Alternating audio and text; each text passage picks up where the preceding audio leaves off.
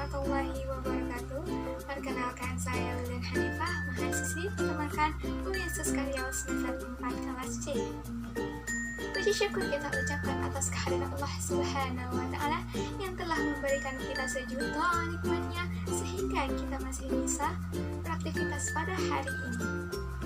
Salawat beserta salam tidak lupa kita hadiahkan kepada Nabi seluruh umat, Nabi semesta alam, yaitu Nabi Muhammad Sallallahu Alaihi Wasallam, dengan melafazkan Allahumma salli ala Sayyidina Muhammad wa ala ali Sayyidina Muhammad. Baiklah, di kesempatan kali ini saya akan memaparkan penjelasan mengenai manajemen pembibitan sapi perah sebagai tugas praktikum manajemen pembibitan ternak. Sebelumnya saya ucapkan terima kasih kepada dosen pengampu mata kuliah manajemen pembibitan ternak yang telah memberikan tugas ini sehingga saya dapat melatih kembali ilmu-ilmu yang telah diberikan.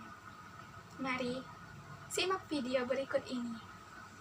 Teman-teman, kalian tahu nggak sih bagaimana manajemen pembibitan sapi perah itu?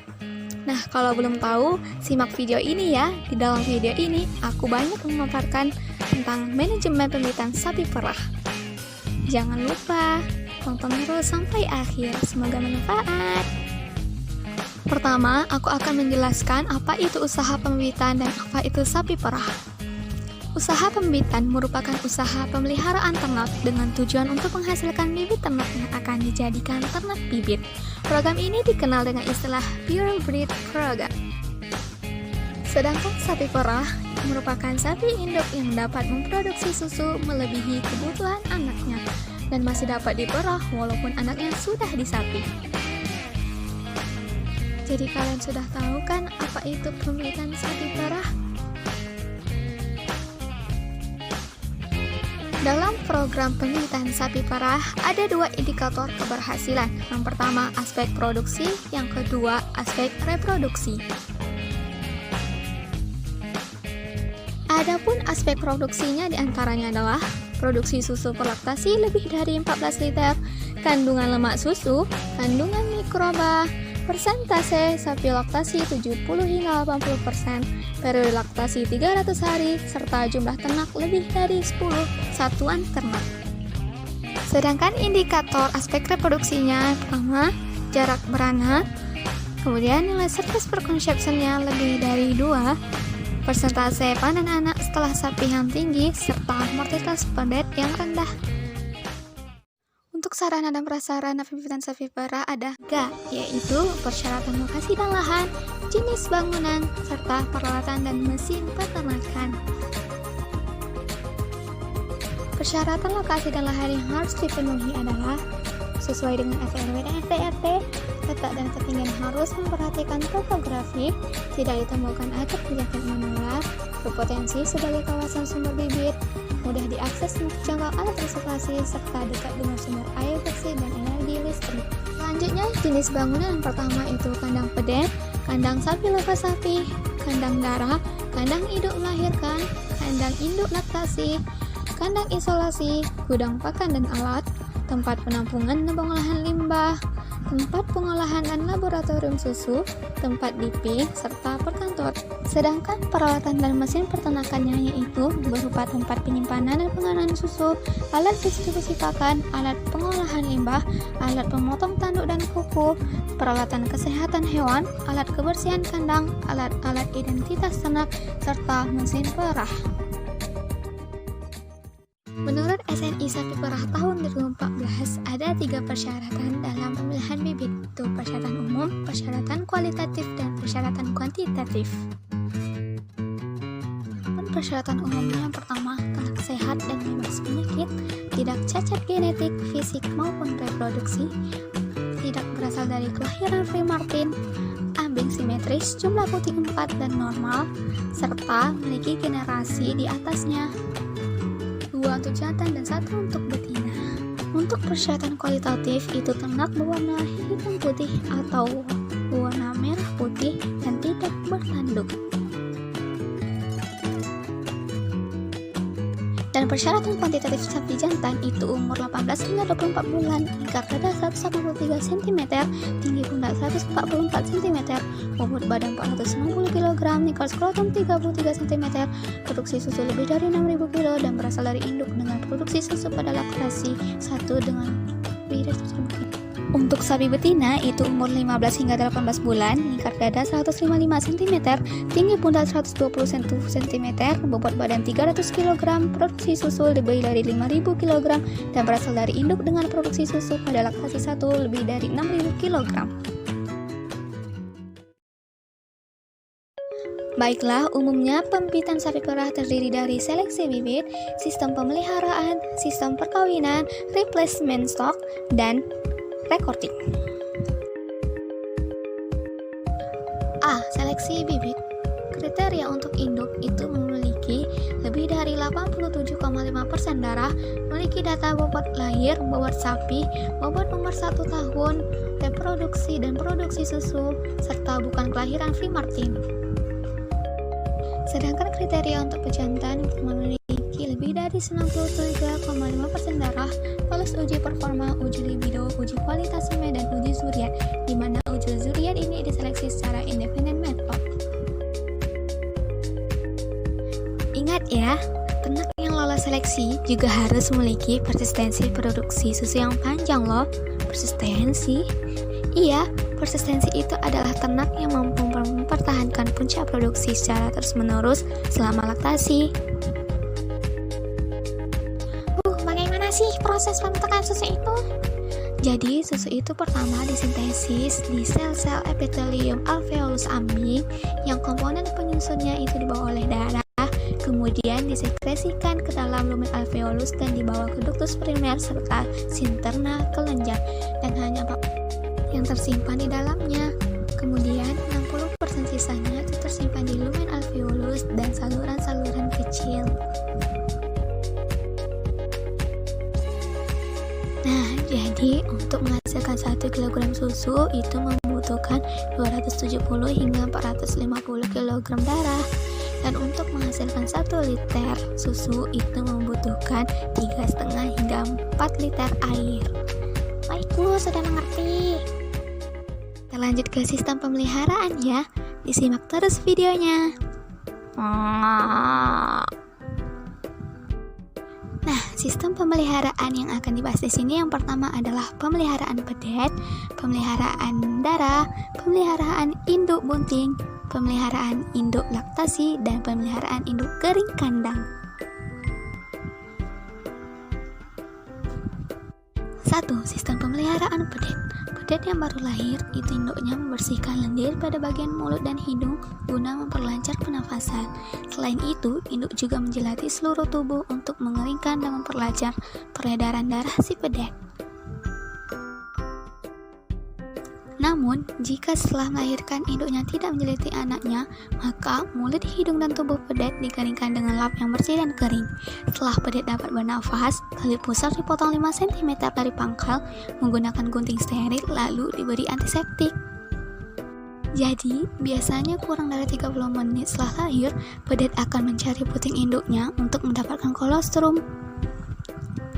Setelah mendapat kolostrum induk, pedet ditimbang bobot lahirnya. Penimbangan ini tidak boleh dilakukan lebih dari 24 jam setelah dilahirkan loh. Kolostrum ini diberikan setidaknya selama 3 hari ya. Oh iya, jangan lupa guys dilakukan recording atau pencatatan seperti nama, nomor telinga, tanggal lahir, jenis kelamin, identitas tetuanya, tipe kelahiran, status kelahiran, serta bobot badannya. Untuk sistem pemeliharaan pedet umur 24 jam hingga umur sapi, biasanya setelah umur 24 jam pasca lahir, pedet dipindahkan ke kandang pedet yang sudah disinfeksi atau disterilkan. Untuk pemberian susu induk dilakukan hingga pedet berumur 7 hari. Setelah itu, susu dapat diberikan dari susu buatan atau susu skim. Dan pemberian perharinya disesuaikan dengan bobot lahir dan umur. Jika sudah umur 1 minggu, pedet mulai diberikan cough starter untuk melatih pencernaannya agar perkembangan daya ruminasinya lebih cepat, karena pakan padat terlebih dahulu akan masuk ke rumen dan merangsang perkembangan rumen. Pada pemeliharaan pedet ini perlu dilakukan exercise ya, yaitu pada umur di atas 2 minggu yang dilakukan sebanyak 3 kali selama 1 jam dan dapat ditingkatkan menjadi 3 jam per hari. Pada saat penyapihan, dilakukan pengukuran tinggi pundak, lingkar dada, dan panjang badan ya. Inilah standar pemberian susu pedet berdasarkan bobot lahir dan umur per ekornya hingga umur 5 minggu. Dan ini pula standar pemberian pakan untuk pedet umur 2 hingga 3 bulan.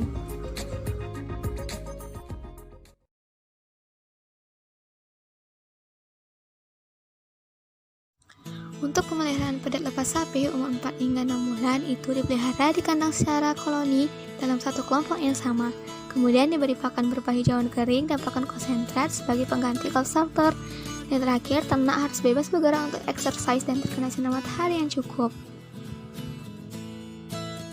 Berikut adalah standar pemberian pakan untuk pedet lepas sapi. Oke, sekarang kita lanjut ke sistem pemeliharaan darah. Sapi ditempatkan pada kelompok berdasarkan umur, jenis kelamin, dan bobot badan, kemudian melakukan exercise pada pagi hari, dan pemberian pakan dikombinasikan antara hijauan dan konsentrat dengan kandungan protein kasar konsentrat 12 hingga 13%. Inilah standar pemberian pakan yang diberikan untuk sapi darah. Selanjutnya, sistem pemeliharaan induk bunting. Pada pemeliharaan induk bunting ini, sapi bunting dikelompokkan berdasarkan umur kebuntingan dan pada usia 8 bulan dipisahkan ke kandang beranak yang bersih, kering, dan terang, dan bobot badan pada akhir kebuntingan itu lebih 400 kg. Sistem pemeliharaan selanjutnya yaitu pemeliharaan induk laktasi. Induk laktasi dikelompokkan berdasarkan kemampuan produksi. Exercise hanya 1 hingga 2 jam saja dan untuk yang dipelihara secara intensif harus dikandangkan terus-menerus. Dan susu diperah 2 hingga 3 kali per hari tergantung produksi susu. Dan yang terakhir adalah sistem pemeliharaan induk kering kandang. Kering kandang artinya mengurangi frekuensi pemerahan secara bertahap sehingga produksi susu menjadi berkurang dan habis. Tujuannya yaitu untuk mengembalikan kondisi ambing dan memberikan kesempatan pergantian sel-sel epitelium yang aus dan mempersiapkan tubuh untuk kelahiran.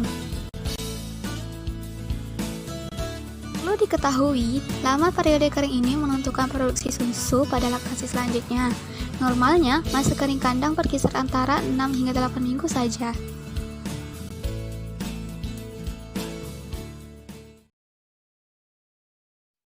Oke teman-teman, sekarang kita masuk ke sistem perkawinan pada sapi perah Friese Holstein ya. Disimak terus videonya. Jadi, pengaturan perkawinan sapi perah Friese Holstein ini, sapi betina birahi pertama pada umur 14 hingga 16 bulan dengan lama birahi 6-36 jam dan rata-rata birahinya yaitu 15 jam untuk darah, 18 jam untuk induk. Kemudian dia dikawinkan pertama kalinya pada umur 16 hingga 18 bulan. Dan setelah 9 bulan dia beranak pertama kali pada umur 28 hingga 30 bulan dengan berat badan 280 hingga 310 kg. Setelah beranak pertama, sapi betina dikawinkan kembali dengan rentang waktu keduanya yaitu 3 hingga 5 bulan. Maka setelah kawin terjadi kembali kebuntingan. Jadi, lama kosong yang diperlukan dari beranak pertama hingga terjadinya kebuntingan lagi itu 5 hingga 6 bulan atau disebut days open.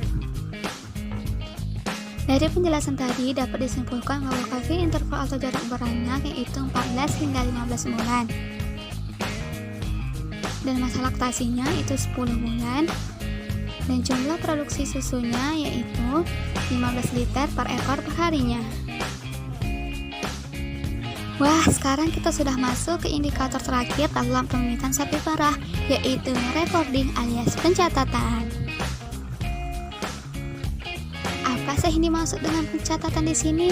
Nah, menurut Soetarno, recording atau pencatatan merupakan catatan segala kejadian mengenai ternak yang dipelihara dan dapat memberikan informasi yang diperlukan untuk membuat keputusan yang objektif dan didasarkan atas fakta yang ada. Jadi, recording ini merupakan salah satu hal yang penting dalam program pembibitan. pencatatan yang harus ada di dalam pemilikan ini, yang pertama, catatan perkawinan, catatan reproduksi, catatan produksi, catatan kesehatan, dan catatan input-output.